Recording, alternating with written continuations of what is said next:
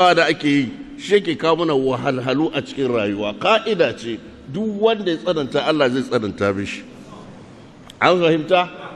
Ran da ka zama darakta na karota ne ko road safety ko menene, in dokar ta yi tsanani ta ki canzawa shikenan. Kai kana cikin aiki kana mace ce sai ka kyale ta yi tafiya ki ba komai.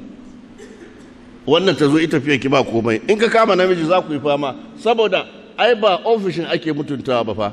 In ya shiga motar suka kama hanya an ta bashi naira 50 ya zai yi. To je sake ta tafi. To ya kamata mu mutunta addinin mu da kasar mu ya zama na din Najeriya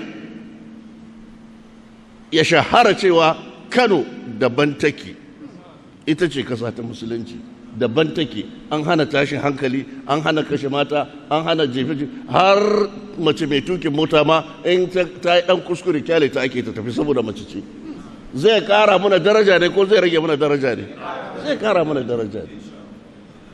Sa'an nan kuma kafin ka ga mace ta yi kuskure a cikin tukin mota yana da wahala. Yana da wahala. Duk in kana tafiya mace na gaban ka sai kaga in ta ga koda 1/100 ne sai komai ya kiliya ta zo ta wuce.